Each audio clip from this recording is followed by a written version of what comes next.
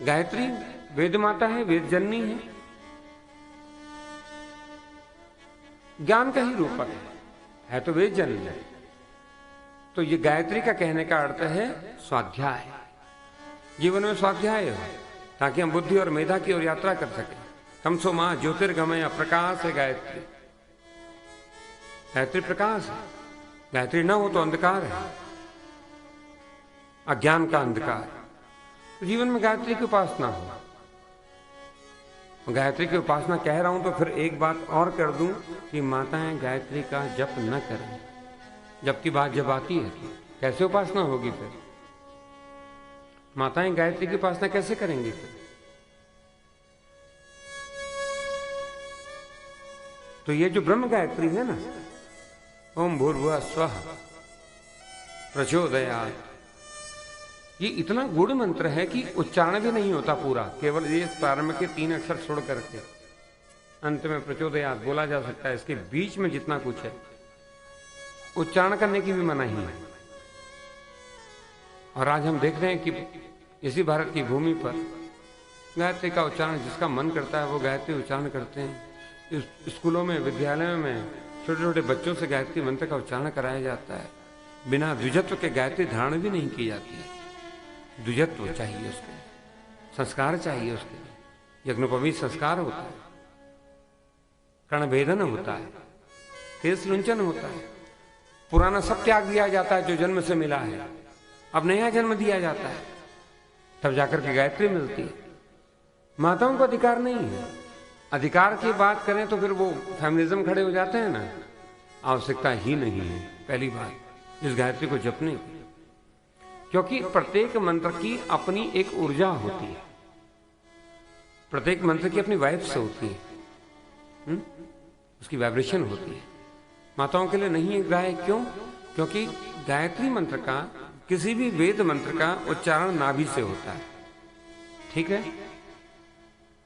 किसी भी वेद मंत्र का उच्चारण नाभि से होता है और माताओं के पास, नाभि के पास सजन की शक्ति है। वहां यदि अतिशय ऊर्जा या बाहर से कुछ ऊर्जा दी जाए तो सजन की शक्ति प्रभावित होती है, बांझपन आ सकता है, अगली पीढ़ी में जा सकता है, गर्भ धारण करने की क्षमता नष्ट हो सकती है। अथवा तो वर्तमान में जो माताओं को दो कैंसर में भी 2 प्रकार के कैंसर, ब्रेस्ट और यूट्रस के, ये सबसे ज्यादा रोग आ रहे हैं। पीसीओडी एक बीमारी होती है ना जिसमें पीरियड्स स्किप होते हैं, अथवा तो एक्सेस ब्लीडिंग होती है। ये सब जो है ना, ये नकारात्मक प्रभाव पड़ रहे हैं समाज पर।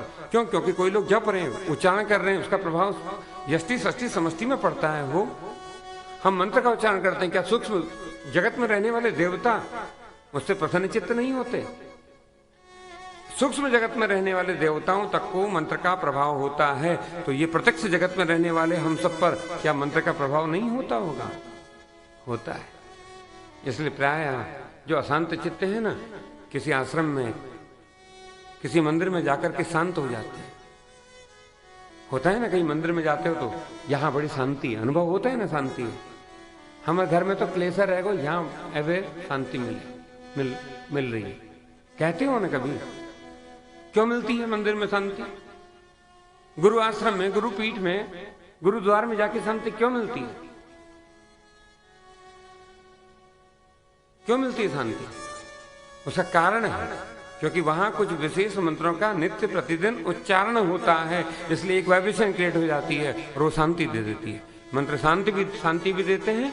मंत्र यदि ठीक ढंग से, प्रक्रिया के साथ, विधि के साथ उच्चारित न किए जाएं तो अशांति भी देते हैं। सकारात्मक है तो नकारात्मक ऊर्जा भी है। तो माताएं गायत्री न जपें। ये जो ब्रह्म गायत्री जिसकी हम बात कर रहे हैं, इसको जपने का अधिकार द्विजों के लिए कहा गया। द्विज,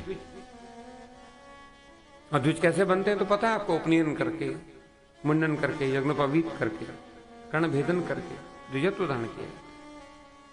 तो माताओं के लिए ग्राह्य नहीं है। हाँ, माताएं भी तो गायत्री जप है ना। जब गायत्री की पंच गकार में गायत्री आती है तो माताओं के लिए तो गायत्री है ना, उनके लिए तो गायत्री है। वो अन्य किसी भी गायत्री का जप कर सकती है, किसी भी गायत्री। यहाँ पूजा होती है तो जब पुष्पांजलि करते हैं तो गणपति से लेकर के माँ कात्यायनी से लेकर के दुर्गा से लेकर के नारायण और रुद्र तक की गायत्री का जप होता है ना, करते हैं ना गायत्री का जप। एकदंताय विद्महे वक्रतुंडाय धीमहि तन्नो दंती प्रचोदयात्, ये गणपति गायत्री हो गई गणेश जी की। कात्यायनी च विद्महे कन्याकुमारी च धीमहि तन्नो दुर्गे प्रचोदयात्, ये परम्बा की गायत्री हो गई। महालक्ष्म्यै च विद्महे विष्णुपत्न्यै च धीमहि तन्नो लक्ष्मी प्रचोदयात्, लक्ष्मी गायत्री हो गई।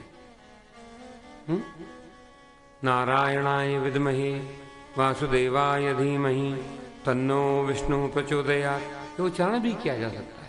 तो गायत्री सेवा, कोई एक गायत्री का जप निरंतर किया करो, 8 बार, 28 बार, 54 बार, 108 बार, जितना संभव हो सके आपसे। 8 से शुरू किया। गायत्री जपो, गायत्री उपासना करो, अपने जीवन में गोवर्धन लेकर के आओ, अपने जीवन को ही गोवर्धन बनाओ। और इससे भी सरल मानस में गायत्री लिखी है तुलसीदास जी ने, बड़ी सुंदर गायत्री है। जनक सुता जग जननी जानकी अतिशय प्रिय करुणा निधान की, ताके जुगपत कमल मनाओ जा सुकृपा निर्मल मति पावो। तो कोई एक गायत्री जो जिस स्वरूप में, नारायण के स्वरूप में यदि आपका प्रेम है तो नारायण गायत्री जपिए। भगवती की उपासना करते हो तो कात्यायनी च विद्महे कन्याकुमारी च धीमहि तन्नो दुर्गे प्रचोदयात्, तो भगवती की गायत्री हो गई। एक कोई गायत्री जपो, कल्याण होगा।